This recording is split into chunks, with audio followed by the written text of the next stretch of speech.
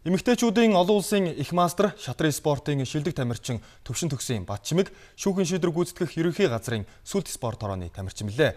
Түүний сүүлийн үед үзүүлж байгаа амжилтуудыг нь үнэлэн шүүхэн шийдвэр гүйцэтгэх ерөнхий газрын даргын тушаалаар хошуу цолыг олгосон байна. Монголын бүх ордны спортын 14-р наадмын хүрээнд Сайхан Завхан аймагт эрэгтэйчүүдийн 56, эмэгтэйчүүдийн 48 дахь удаагийн шатрын улсын урагшлал тэмцээн амжилттай зохион байгуулагдаж өндөрлсөн. Энэ удаагийн тэмцээний эмэгтэйчүүдийн ангилалд шүүхэн шийдвэр гүйцэтгэх ерөнхий газрын сүлд спорт хорооны тамирчин эмэгтэйчүүдийн олон улсын их мастер Төвшин Төгсийн Батчимэг оддоо сайхан тоглож тэргүүн байранд шалгарч энэ тэмцээний аваргаар тодорсон билээ.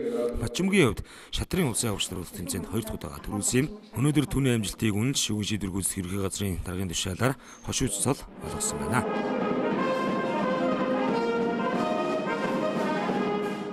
2010 оноос шүүхэн шийдвэр гүйцэтгэх ерөнхий газрынхаа харьяа сүлд спорт хорооны тамирчнаар орсон.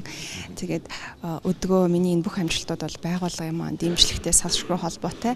Тэгээ өнөөдөр ингээд бүх арт түмний 14-р их наадам төрүүлээд ингээд байгууллагаараа төрүүлсэн тэр амжилтыг мөн үнэлээд цол ахиулж байгаа дахлах офицерын бүрэлдэхүүнд оруулж байгаад их баярлж байна. Тэгээ манай байгууллага бол ер нь их тийм оюунлаг байгууллага байгаа. Манай албаагчдууд ер нь бүгд их шатар тоглодог. Тэгээд ер нь байгууллагаас бас их дэмжижил болгон шатрын тэмцээнийг зохион байгуулдаг. Тэгээд удирдлагуудаа бол нийт шүүхэн шийдвэр гүйцэтгэх байгууллагын албаагчд 441-р ангийнхаа хамт олон сүлд спорт хорооныхондоо баярын мэнд хүргэмээр байна. Шүүхэн шийдвэр гүйцэтгэх ерөнхий газрын сүлд спорт хорооны баг тамирчид энэ он зохион байгуулагдаж байгаа Монголын бүх ордны спортын 14-р наадамд амжилттай оролцож байна. За шатрын төрөлд олон улсын их мастер Батчимэг тэргүүн байранд шалгарсан бол оны ихээр зохион байгуулагдсан жудо, чөлөөт, боксing тэмцээнүүдэд сүлд спорт хорооны баг тамирчид амжилттай оролцож алтан хүрэл медалуудыг хүртээд байгаамаа.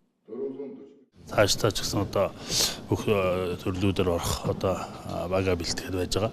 Тэгээд 2-дугаарт бол манай шүүхийн шийдвэр гүйцэтгэх байгууллагын маань 95 жил байгаа болж байгаа.